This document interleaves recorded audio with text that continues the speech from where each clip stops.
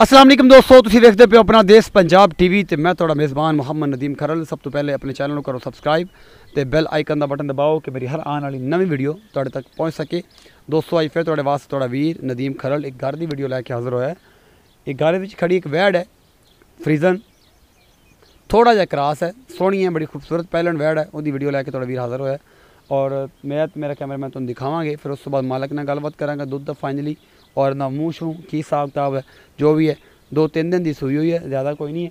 तो मैं camera man कहांगा गां विखाओ, फिर उस तो बाद दुध की सारी रेंज पूछांगे तो फिर रेट रूट भी पुछ लें की हिसाब किताब। तो यह जी फस्ट ऑफ ऑल सारा कुछ मेरा कैमरा मैन तुहानू दिखा रहा है। वैड़ का मूँह मत्था जिसम थन हवाना सारा कुछ एक एक चीज़ मेरा कैमरा मैन तुहानू दिखा रहा फाइनली, और तुसीं इहनूं वेख रहे जे। ये पैलन वैड़ है जी, सारा कुछ एक एक चीज़ निपला रंगे थन सोहने पूरे विरलों ते ने पैलन है और माशाल्लाह बड़ी खूबसूरत है। तुसीं देखते पे हो यह पूरा वजूद मेरा कैमरामैन तुहानू विखा रहा है और तुहानू पसंद भी आएगी। भाई थोड़ा छोड़ टोर के इन्हूं दिखाओ ना, ज़रा इन्हूं कढ़ के थोड़ा जिहा इन्हूं दिखाओ। ए जी सारा कुछ मेरा कैमरामैन तुहानू दिखांदा पिया और तुहानू एक एक चीज़ जिहड़ी है इहदी फाइनली पसंद आएगी। बड़ी खूबसूरत वैड़ी है, पैलन वैड़ी है, दूजन नहीं है। मूँह चैक करांगे, हैगी तो बड़ी खूबसूरत है।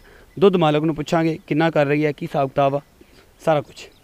तो नाल ना बच्चे भी दिखाते जाइए। यह बच्चा है जी, पिछे बच्ची है, ये पिछे क्रॉस बच्ची काले डब्बे रंग की, तुसीं देखते पे 2 या 3 दिन की सूई हुई है, बड़ी खूबसूरत चीज़ है। तो मैं रहंदो इन्हूं छड्डण की लोड़ नहीं, उत्थे आ जा मेरे कोल गां दे कोल ही आपां इहदे नाल गलबात तेरे नाल करिए।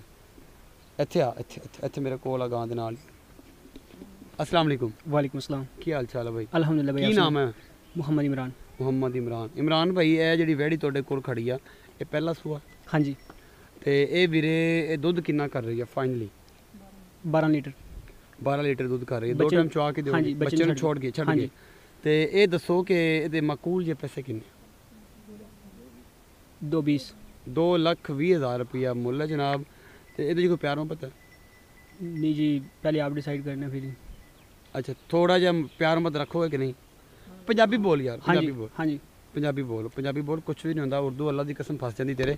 इत्थे आ मेरे को, इधर तू उर्दू बोल, मेरा उर्दू ना बोल, पंजाबी बोल। तो कस के बोल, मैं पंजाबी बोलता पे ना। उर्दू में बड़ी अच्छी बोल सकता, लेकिन मैं बोलता पंजाबी हाँ कि मैंने लोग पंजाबी तो पसंद करते हैं। हाँ जी। तू ये दस कि दुध 12 किलो है? हाँ जी। दिंदी पई है? हाँ जी।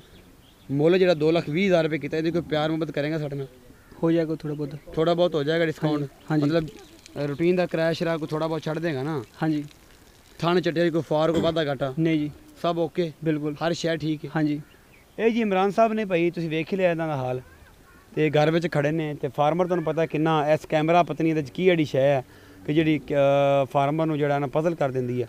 सारा कुछ देखा इंशाअल्लाह। ये अगर किसी दोस्त नूं पसंद है कि नंबर डिस्क्रिप्शन च होएगा। अपना बहुत सारा ख्याल रखिया जे। नवी वीडियो के नाल मिलांगे। अल्लाह निगहबान।